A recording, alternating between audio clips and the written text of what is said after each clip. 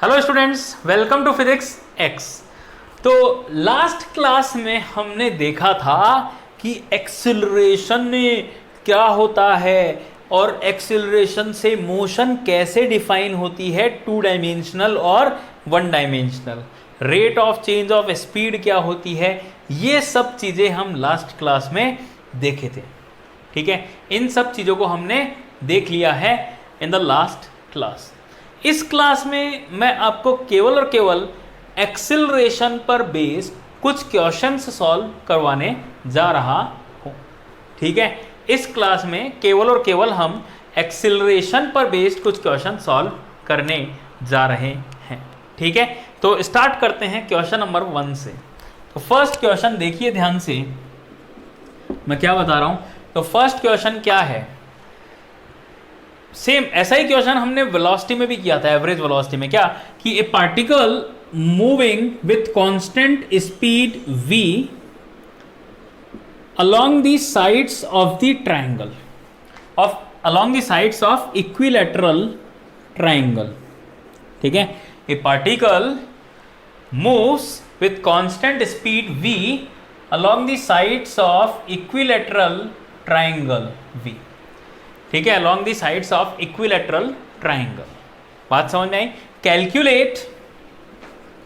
Calculate average acceleration when, calculate the average acceleration when it crosses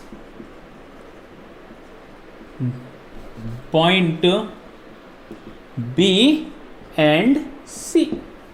तो जब ये B को क्रॉस करे और जब ये C को क्रॉस करे तो उस समय क्या होगा, एवरेज एक्सिलरेशन। ठीक है, तो वापस से हम डिफाइन करते हैं। देखो, एवरेज एक्सिलरेशन को मैंने डिफाइन किया था, a average is v final minus v initial upon total time to change its velocity. ठीक है, v initial to v final में टाइम, इस तरह से मैंने डिफाइन किया था।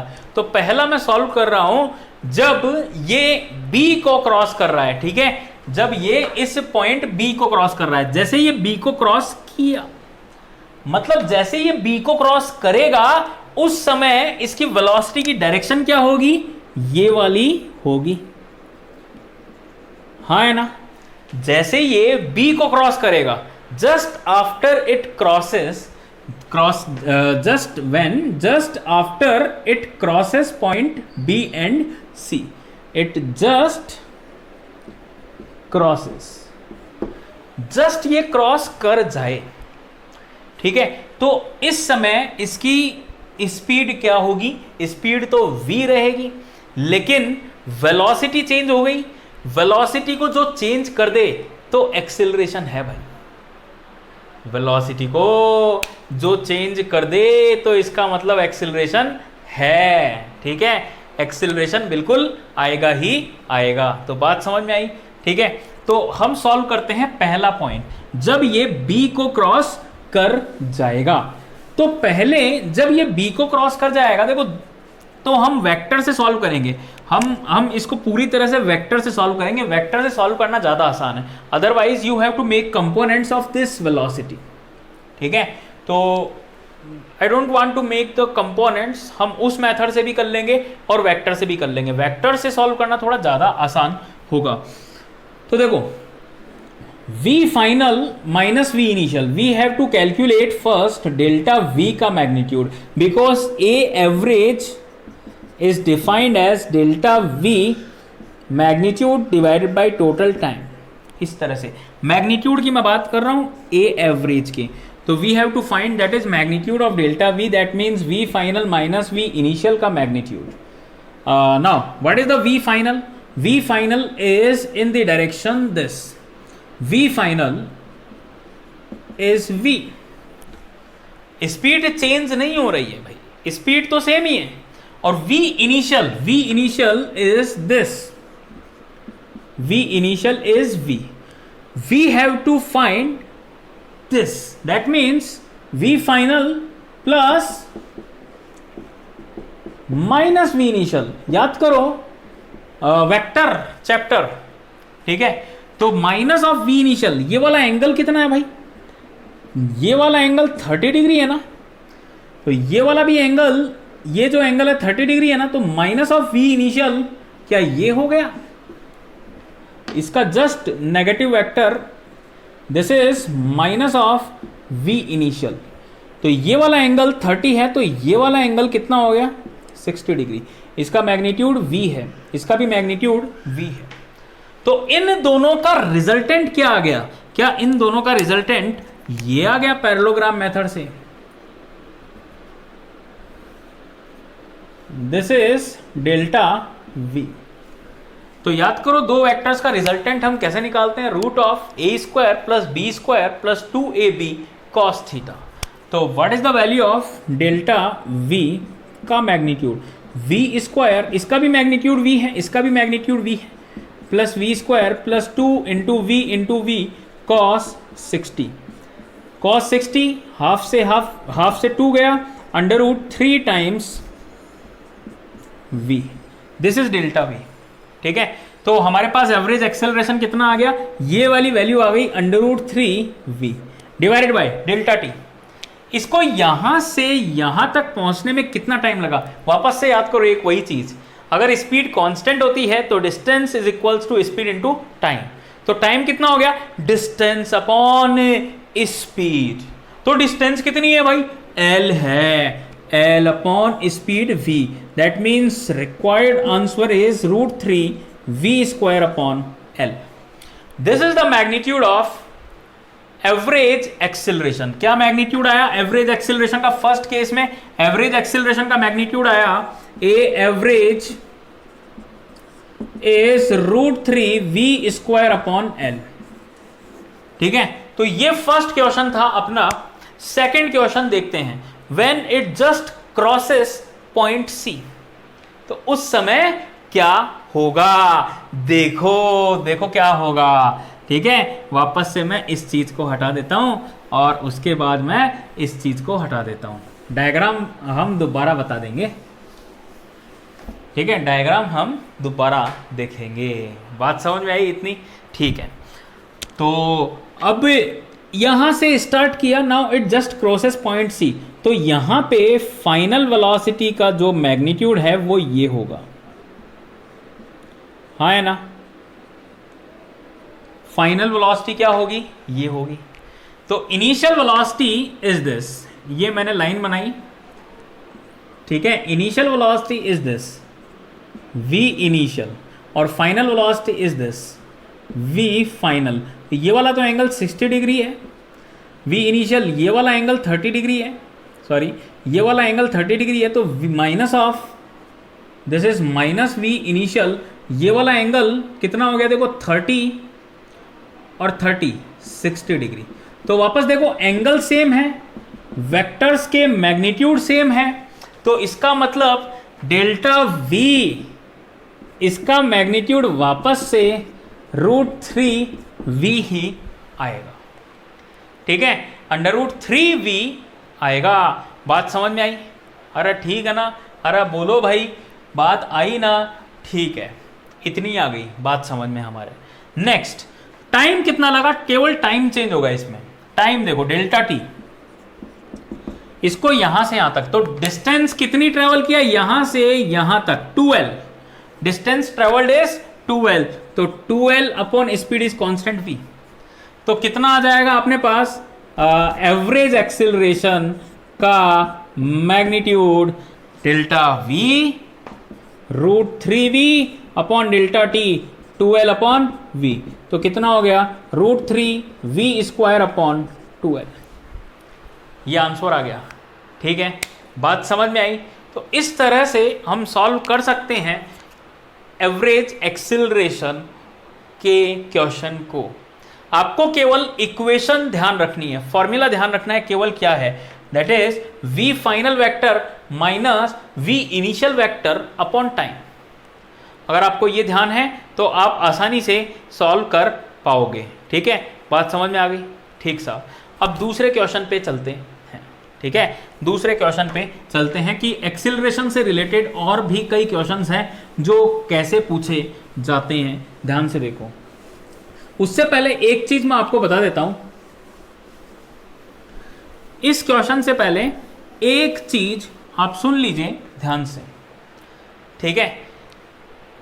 एक्सिलरेटेड जो मोशन होती है वहां पे आप दो वर्ड्स पढ़ेंगे जनरली। एक्सिलरेटेड एक तो पढ़ेंगे यूनिफॉर्मली एक्सिलरेटेड मोशन, और दूसरा पढ़ेंगे नॉन यूनिफॉर्मली एक्सिलरेटेड मोशन। ठीक है, दो तरह की चीजें आप पढ़ेंगे। एक तो यूनिफॉर्मली एक्सिलरेटेड मोशन, इसका मतलब है कांस्टेंट एक्सिलरेशन, एक्सिलरेशन कांस्टेंट होना चाहिए। इसका मतलब है एक्सिलरेशन इज नॉट कांस्टेंट, मतलब acceleration can be a function of displacement time velocity, मतलब डिपेंड कर रहा है, वेरिएबल है, कांस्टेंट नहीं है। ठीक है, तो इस तरह से हम कई बार मोशन को डिफाइन भी कर देते हैं। ठीक है, तो ध्यान रखना। अब देखो क्वेश्चन में एक टर्म मैं बोलूंगा जब आंसर आएगा, इसीलिए मैंने ये चीज आपको बताई है। तो क्वेश्चन देखो ध्यान से, क्वेश्चन देखो ध्यान से। तो मैंने क्या क्वेश्चन करवाया आपको, क्वेश्चन, ठीक है, अगर मैं आपको बताता हूं क्वेश्चन क्या है। क्वेश्चन ये है कि position of particle is changes x is equals to t cube minus 4t square plus 5। ठीक है, position of the particle changes as shown। now first calculate motion is, कौन सी मोशन है, यूनिफॉर्मली एक्सिलरेटेड और non uniformly accelerated, कौन सी motion है भाई, ये इसके बारे में आपको बताना है। Second, find acceleration at t is equals to 2 second. Third, find initial acceleration of particle. ठीक है, also find, fourth, find average acceleration from t is equals to 0 to t is equals to 5 second. ठीक है, तो ये चार questions हैं इस question में। तो स्टेप वाइज स्टेप हम सॉल्व करते हैं, देखो। ठीक है, तो स्टेप वाइज स्टेप अगर हम सॉल्व करें तो ध्यान से देखो, पोजीशन दिया हुआ है, पोजीशन का अगर मैं डिफरेंशिएशन करता हूं तो वेलोसिटी आती है, और वेलोसिटी का अगर मैं डिफरेंशिएशन करता हूं तो एक्सिलरेशन आता है। मतलब acceleration is also defined as, भाई ए क्या होता है, dv अपॉन dt, और d अपॉन dt v को मैं क्या बोल सकता हूं, dx अपॉन dt। तो बेसिक मैथ्स में हमने डबल डिफरेंशिएशन देखा था, डबल डेरिवेटिव। तो इसको हम d2x अपॉन dt2 भी लिख सकते हैं, डबल डेरिवेटिव ऑफ डिस्प्लेसमेंट। ठीक है, इसको हम ऐसे भी लिख सकते हैं। बात समझ में आई? ठीक है, तो कैलकुलेट करना स्टार्ट करते हैं। देखो ध्यान से, कैलकुलेट करना शुरू करें। ठीक है, तो कैलकुलेट करते हैं, देखो ध्यान से। सबसे पहला डिस्प्लेसमेंट दिया हुआ है मुझे, we have to find velocity. Velocity क्या हो जाएगी भाई, वेलोसिटी क्या हो जाएगी, अगर मैं देखूं तो velocity is differentiation of displacement. तो डिफरेंशिएट कर दो इसका, टी क्यूब का 3t square minus 4t square का 8t, 5 का 0, एक्सिलरेशन क्या हो जाएगा dv अपॉन dt, 6t माइनस 8। बात समझ में आई? क्या एक्सिलरेशन डिपेंड कर रहा है टाइम पे? इसका मतलब एक्सिलरेशन की वैल्यू चेंज हो रही है, एक्सिलरेशन की वैल्यू चेंज हो रही है। तो इसका मतलब क्या हुआ?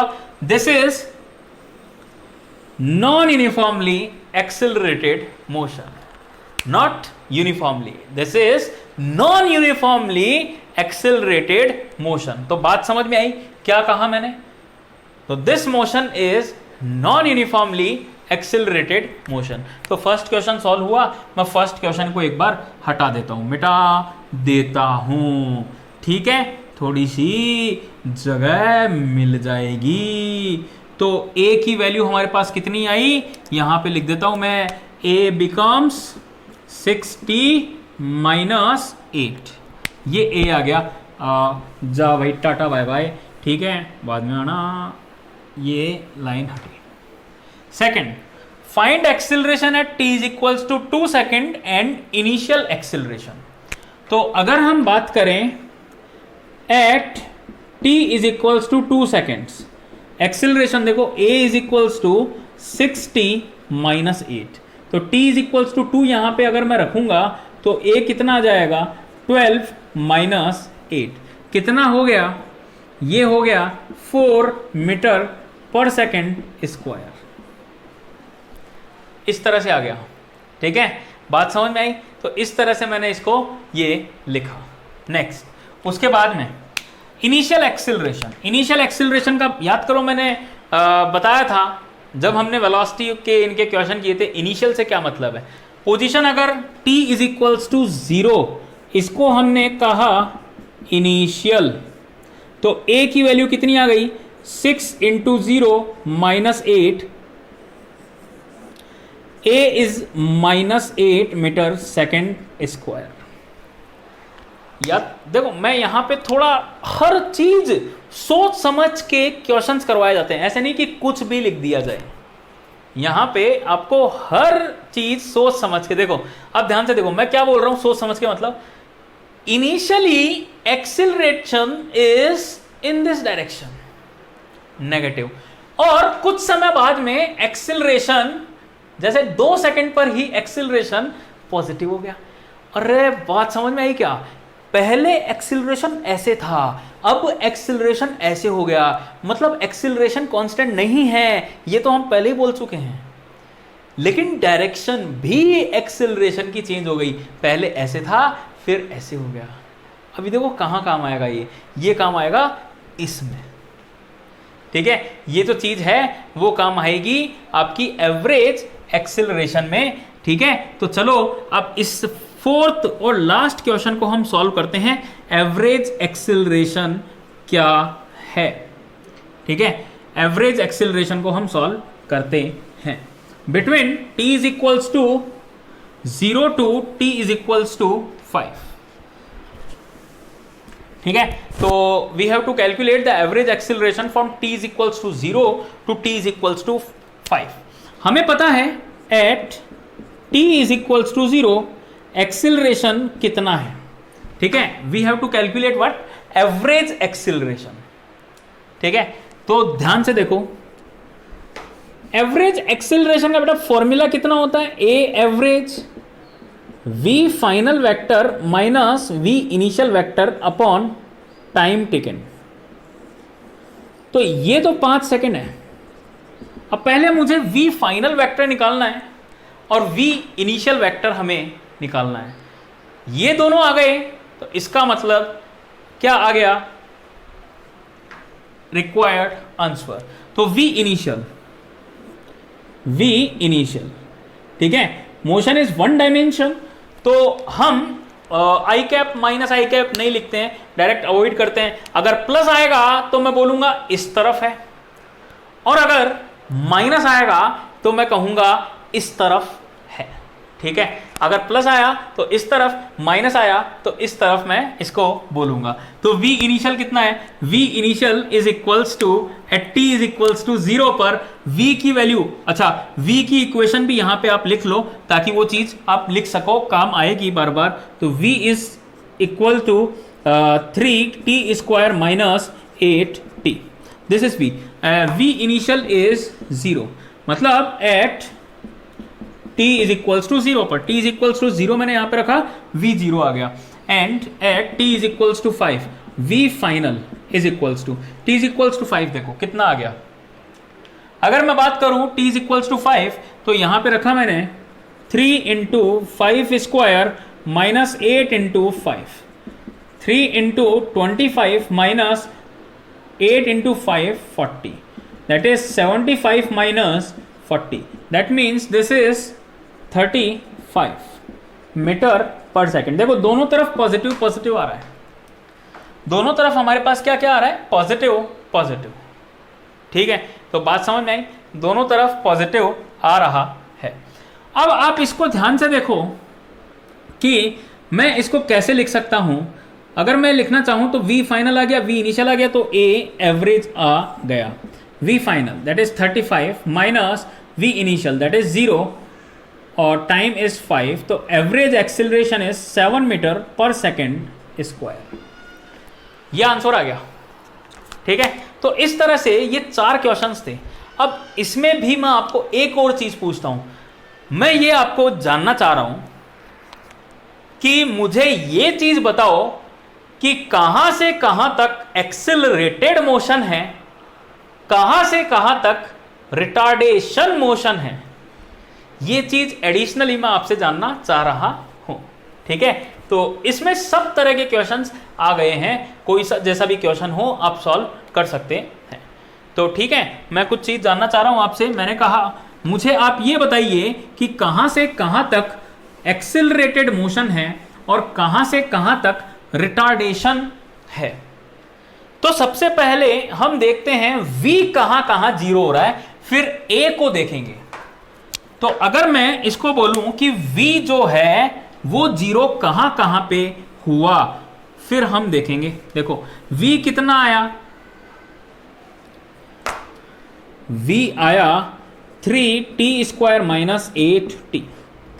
तो इसको मैं ऐसे लिख सकता हूं t 3t माइनस 8, मतलब t बराबर 0 पर वेलोसिटी 0 है और t बराबर 8/3 सेकेंड्स पर, इसको मैं थोड़ा सा इधर शिफ्ट किया, देखो t is equals to 0 and t is equals to 8/3। Positive negative देखो, t इज इक्वल्स टू, अगर मैं 8/3 लगभग 2.67 सेकेंड्स हो गया। अगर मैं t इज इक्वल्स टू 1 रखता हूं तो पॉजिटिव आ रहा है कि नेगेटिव आ रहा है, पहले ये चेक करो। t इज इक्वल्स टू 1 रखो यहां पे, जब मैंने t इज इक्वल्स टू 1 रखा तो वेलोसिटी इज नेगेटिव v, और अब मैं t इज इक्वल्स टू 3 रख रहा हूं। t इज इक्वल्स टू 3 रखते ही वेलोसिटी इज पॉजिटिव। भाई मुझे क्या करना है, वेलोसिटी के साथ ही तो मैं देख पाऊंगा ना। वेलोसिटी और एक्सेलरेशन की अगर डायरेक्शन सेम है तो एक्सेलरेटेड, और अगर डिफरेंट है, अपोजिट है, तो रिटार्डेड। अब सिमिलर मैनर एक्सेलरेशन को देखो, a इज 6t माइनस 8, तो इसको मैंने क्या किया, 6 कॉमन ले लिया, ये क्या बचा t माइनस 4/3। इसको 0 करना है मुझे, a इज 0 कहां हो रहा है, t इज इक्वल्स टू 4/3 1.33। सही है, बात समझ में आई। मतलब 1.3 सेकेंड पर a 0 हो रहा है। 1.3 सेकेंड कहीं यहां पे ही आएगा, मैं इस तरफ बना लेता हूं, ये डायग्राम रहा। 1.3 सेकेंड t 4/3, ठीक है, ये आ गया 1.3 सेकेंड। इन सभी रीजन को मैंने ऐसे जोड़ दिया थोड़ा सा, ताकि हमें पता लग जाए कहां पे एक्सेलरेशन है, कहां रिटार्डेशन है। चलो देखते हैं। t अगर मैंने रखा 1, इससे कम, तो a क्या है, नेगेटिव, और बाकी सभी जगह a क्या है, पॉजिटिव, बाकी सभी जगह। अब देखो, अब ये चीज हमारे पास आ गई। पहला रीजन देखो, 0 से 4/3 सेकेंड तक का v भी नेगेटिव। अब मैं इसको हटा रहा हूं पूरे क्वेश्चन को, ताकि यहां पे मैं लिख दूं थोड़ा सा। देखो कहां से कहां तक, from t 0 to 4/3 v negative, a negative, मतलब a and v same direction. इसका मतलब एक्सिलरेटेड मोशन t। अब यहां पे देखो v नेगेटिव, a पॉजिटिव, ठीक है। तो t from 4/3 to 8/3 second, v negative but a positive, मतलब रिटार्डेशन आ गया।